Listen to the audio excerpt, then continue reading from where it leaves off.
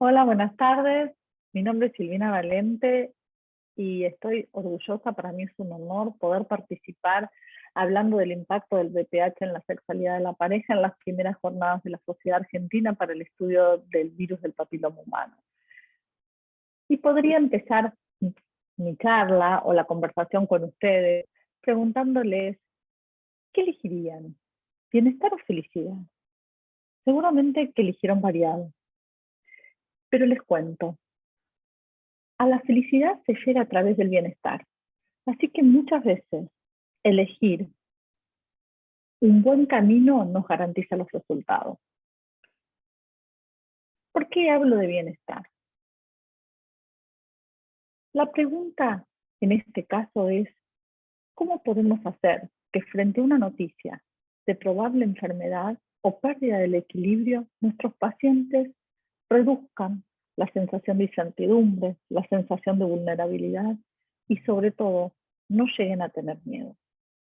Porque tanto la sensación de incertidumbre, de vulnerabilidad y el miedo alteran nuestro bienestar. Las personas cuando tienen una información precisa y útil, ni mucha ni poca, pueden tomar una mejor decisión y pueden esperar su diagnóstico de una manera más tranquila. La forma de comunicar nuestros hallazgos en el examen de salud de un paciente, de una persona, en vez de ser para protección de nuestro acto médico o de lucimiento profesional, deberían estar orientados a que la paciente o persona que nos consulta entienda y podamos chequear que así sea, que nos haya entendido, repreguntando probablemente y haciéndola repetir con sus propias palabras. Tomarnos estos 5 minutitos puede hacer que la relación con nuestro paciente sea positiva y así generar un compromiso entre nosotros y los pacientes para que se sientan cuidados.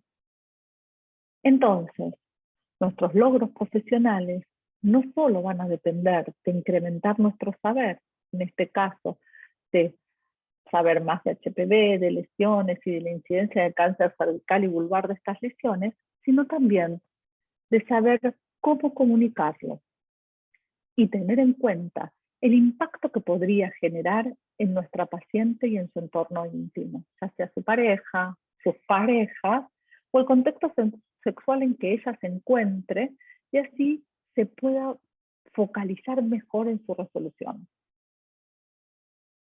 Fundamentalmente que vuelva a recibir el diagnóstico, a empezar o a continuar el tratamiento.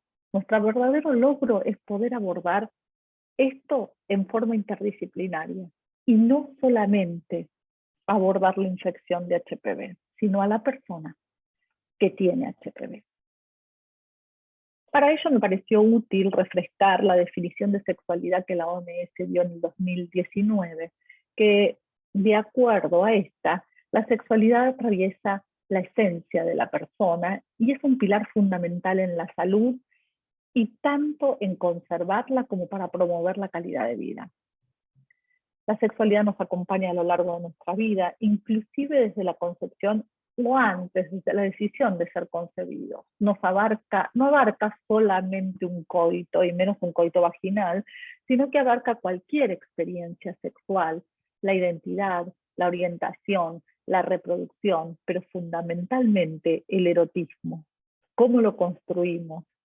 La intimidad y por fin, desde el 2019, pudimos incorporar el placer dentro de la definición, abriéndonos la puerta para desarrollar los derechos sexuales en nuestras vidas y valorar los de nuestros pacientes como ejes de sus vidas para desarrollarlos y promoverlos.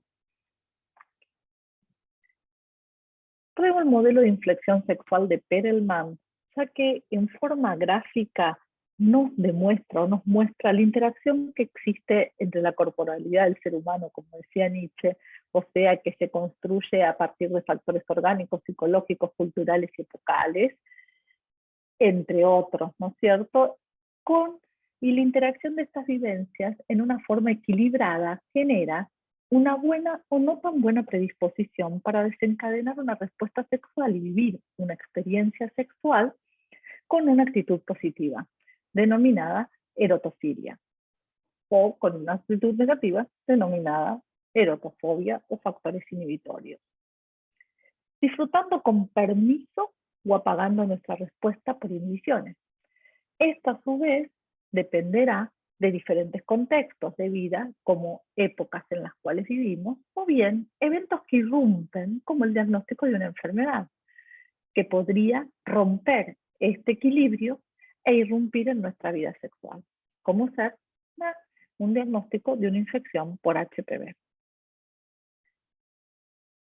Nuestra sexualidad es un proceso dinámico que depende de situaciones y concepciones que así tenemos registros o que no tenemos registros, de estímulos, de memorias que se integran y facilitan nuestra experiencia sexual o no. Por eso traigo este cuadro que en realidad nos va a decir que podemos tener un equilibrio entre los incentivos y los supresores. Vamos a ver que si nuestra sexualidad está favorecida, los incentivos superan a estos supresores, facilitaremos un encuentro sexual. Mientras que si los supresores son poderosos y superan a los incentivos, nos alejaremos de nuestro encuentro sexual. Y así se va rompiendo el equilibrio. O sea que es importante tener un equilibrio neurobiológico, social y también cultural. Si se rompe este equilibrio, se provoca incertidumbre y puede abrir paso a mayores problemas. Por ejemplo, a una disfunción o un trastorno en la sexualidad. Podemos visualizar que somos un todo, una corporalidad, y todo tiene que ver con todo. Como médicos, no podemos desconocer la información que le damos a nuestro paciente y que esa información va a repercutir en la persona y en su entorno cercano. Y esa información podría generar ansiedad, temor y en ocasiones miedo. ¿Miedo a qué? Miedo a tener o a poder tener cáncer, a la posibilidad de ser víctimas de una infidelidad o de la falta de exclusividad de sus parejas, y eso nos puede acarrear bastante malestar. Y también un cambio, cómo encaran o cómo viven la sexualidad estas mujeres. Vemos que estas emociones que se desequilibran se presentan frente a un diagnóstico inesperado. Son las mismas emociones que están presentes en las etiologías de los trastornos sexuales. El impacto de un diagnóstico o una enfermedad asociada con el HPV puede extenderse más allá de las propias enfermedades orgánicas al afectar el bienestar emocional y psicológico de nuestros pacientes.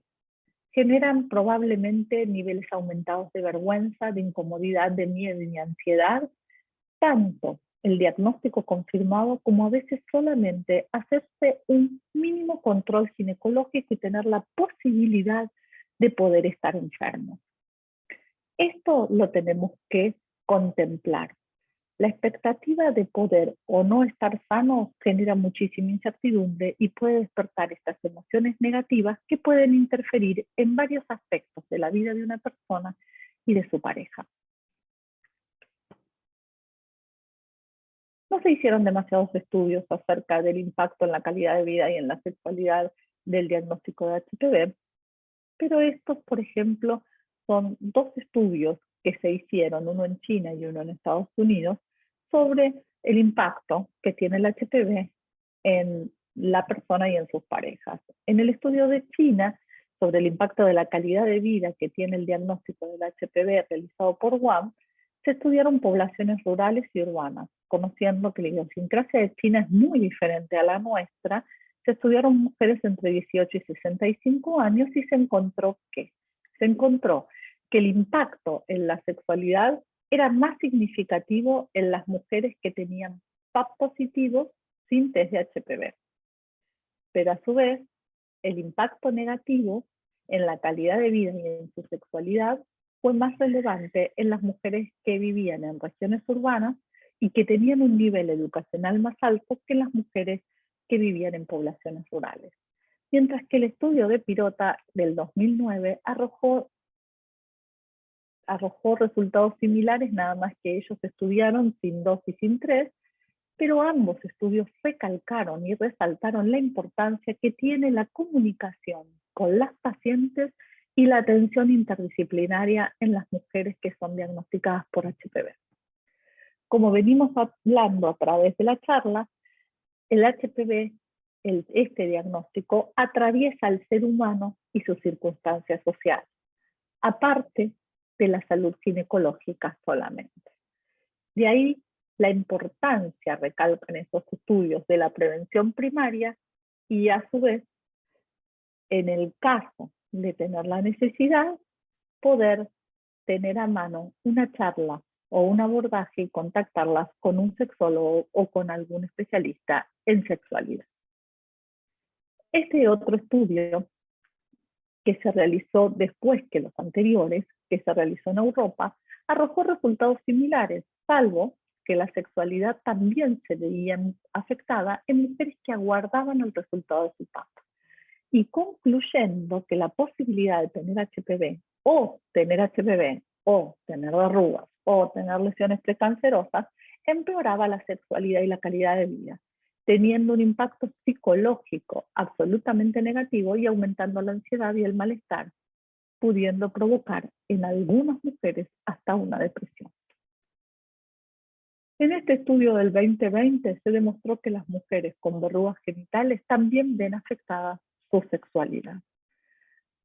Traigo la revisión de Cochrane del 2011 para que veamos que cuando hablamos de preservativos, que cuando hablamos de números de pareja, que cuando hablamos de abuso, de edad de inicio de relaciones sexuales, no estamos abordando la sexualidad de nuestras pacientes.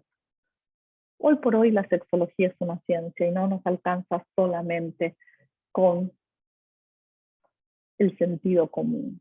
Es una ciencia basada en la evidencia y con variables que debemos investigar y nos tenemos que comprometer como profesionales de la salud a hacerlo en forma interdisciplinaria, ya que es una deuda con las pacientes que nos confían su salud poder abordarla en forma seria.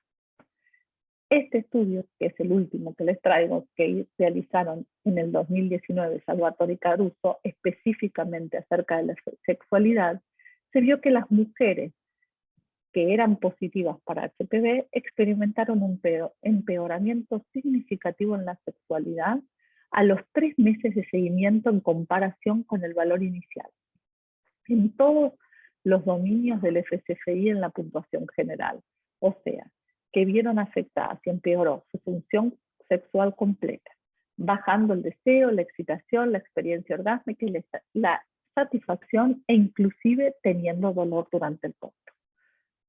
¿No es cierto? Por otro lado, también vio este estudio que el grupo de mujeres control sin HPV tuvieron una mejoría de su sexualidad en los meses subsiguientes, demostrando que el deterioro se produce en la sexualidad y el impacto de la noticia de tener un HPV, solamente eso, el saber si lo tengo o no lo tengo, puede modificar mi vivencia de la sexualidad.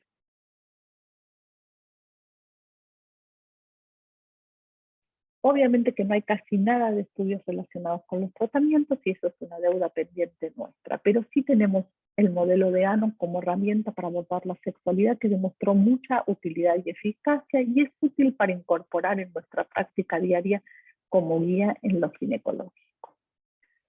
Y concluyendo, a medida de revisar y reflexionar nuestra práctica diaria y ser todavía mejores médicos para poder mejorar la calidad de vida de nuestras pacientes, saber que el control ginecológico de rutina es un excelente momento para poder conversar y brindar información acerca de los alcances de ese control, tener presente el impacto en la vida de las mujeres que concurren con la posibilidad de tener una infección con HPV y desarrollar herramientas asertivas tanto en la comunicación de nuestros diagnósticos para potenciar el bienestar y reducir la angustia, la ansiedad y el miedo que desemboquen en malestar emocional y sexual y brindar la posibilidad de consultar a un especialista en sexualidad o en sexología clínica para evitar riesgos y daños y conservar y mejorar la experiencia sexual de nuestras pacientes.